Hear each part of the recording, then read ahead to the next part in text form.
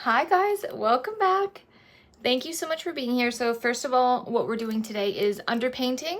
If you haven't heard of underpainting, it's like a new fangled word for contouring and blushing and doing all of your cream products before you do your foundation. Tons of makeup artists have done this before me and before it became a trend. Scott Barnes, Wayne Goss, and now it's made popular by the makeup artist that does Kendall Jenner, and her name is Mary Phillips. Whew, got that all out of the way. So what we're doing today though is a little bit of a twist. So we're gonna do it for makeup minimalists. So for somebody that might not wear foundation, maybe you, and we're really going to do something that looks a little bit more natural, not the movie star type of way, just because literally I don't wear that every day, and I'm not going to put that on. That's just not how I'm going to be able to wear that for a daily event. So anyways, just cleaned all my brushes last night, so I'm very, very excited. They smell so nice. Okay, so first I'm going to take my blush. Now I actually did this yesterday as well with a blush that was a little bit lighter in color, which I love that blush normally, but it didn't show up as well, and throughout the day it didn't wear as well, but I actually did like it, of course, because it just looked more natural. So when I went out to dinner, it wasn't like I was wearing too much makeup, which sometimes when I go out in public, I don't wear as much makeup as I normally do, because it just looks strange, especially because I dress like a nobody. I wear literally jean shorts, a tank top, and flip-flops every single day because it's so hot here that there's no other way for me to dress. I can't wear like nice pants or nice tops because you just sweat. You sweat everywhere. So yeah. The only thing that I put on before I start putting on my underpainting is my moisturizer. That's it. Now I'm kind of blending this in more than I probably should, so you can kind of just dab it on and then go from there. I also tried it like this, where I just take my bronzer, put that on. Now normally the bronzer is actually my only coverage that I wear on my forehead. And what I'm saying as well is that you're getting a lot of coverage from putting blush and bronzer on your face already. So this will really cut down on the amount of foundation if you put foundation on, or if you're gonna be like me and just wear concealer, it's gonna cut down on the amount of concealer that you need too, because you actually do get quite a great coverage from just doing this little trick. So I really like that.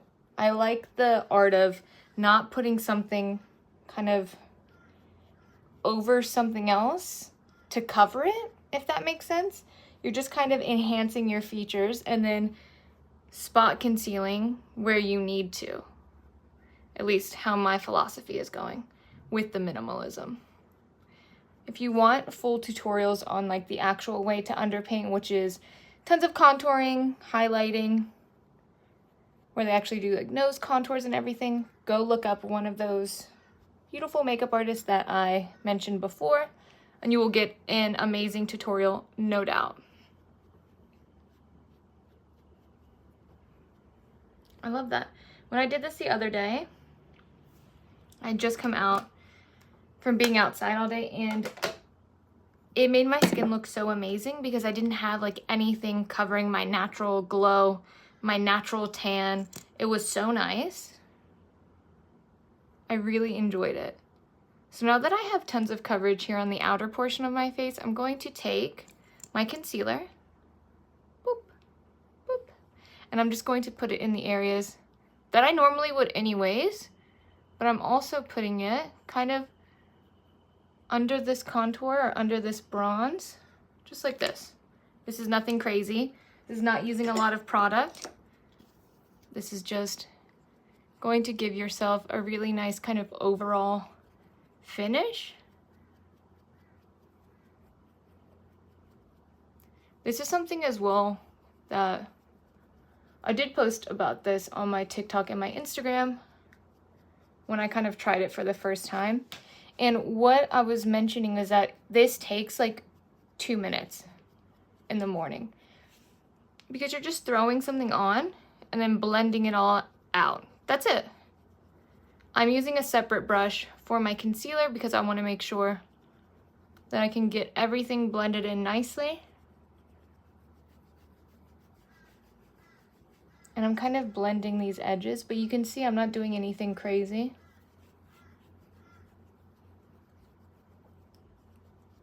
I'm just blending, blending, blending around the center of my face.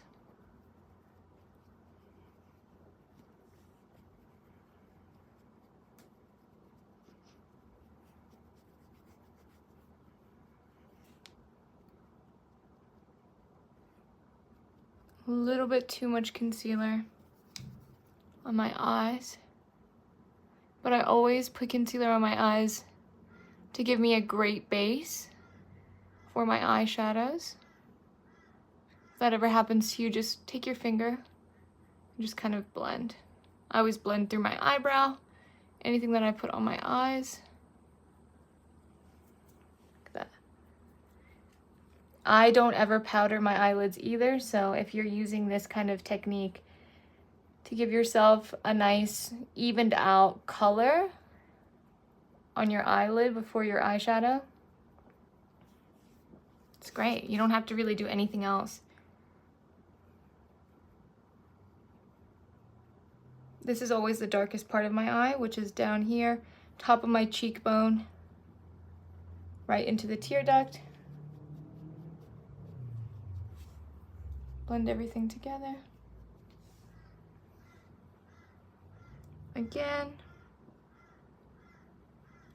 I don't go up towards my lower lash line because this just makes it look more natural, because I do have a larger deep set eye, so I'm naturally going to cast a large shadow. So keeping some sort of shadow just makes it look like that's your real skin. That's your real eye. I like looking real. I used to like trying to look perfected, but nobody's perfect. It just makes you it just ends up making you look kind of like robotic, or like you've tried too hard. And I love makeup that doesn't make you look like you've tried at all, where you look like you've just kind of rolled out of bed. And that's what I like. Yeah, okay. I'm gonna take my brush again, whatever's left on it, blush wise. I just kind of take it and create the shape that I like again. I'm not adding anything new though. Look at that. Underpainting. Wow. Looks great.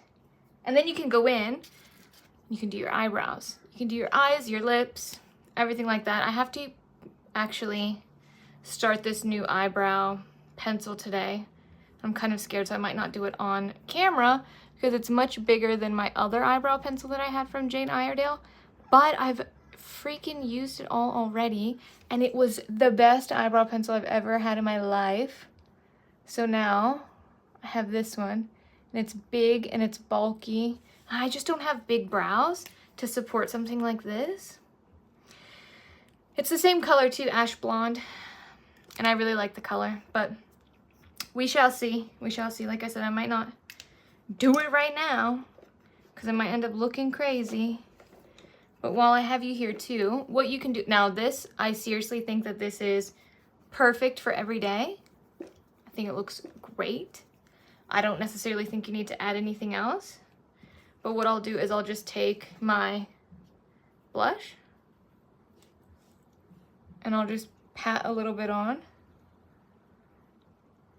This will kind of enhance that blush just a little bit.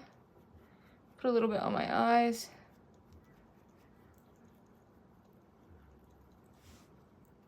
Look at that. That just kind of gives you a little bit more of a satin, more of a matte finish.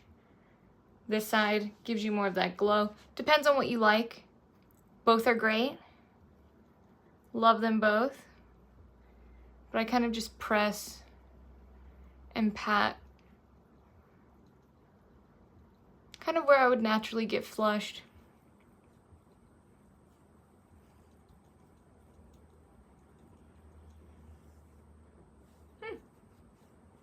I always kind of try to incorporate the 2-finger rule.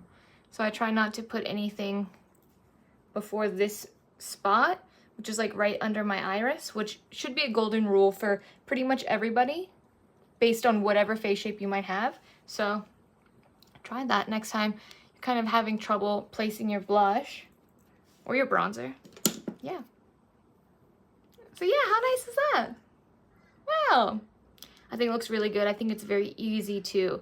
So if you're having trouble kind of figuring out your blush and bronzer placement, don't worry. Do it before your concealer or before your foundation and just work from there, because it actually ends up making it look much more muted, much more wearable, and the colors blend seamlessly. So you have that natural color that's on your cheeks where you look flush, your natural bronze, and the rest of your skin looks beautiful and natural, and where you have a little bit of coverage but you don't look like you've tried too hard.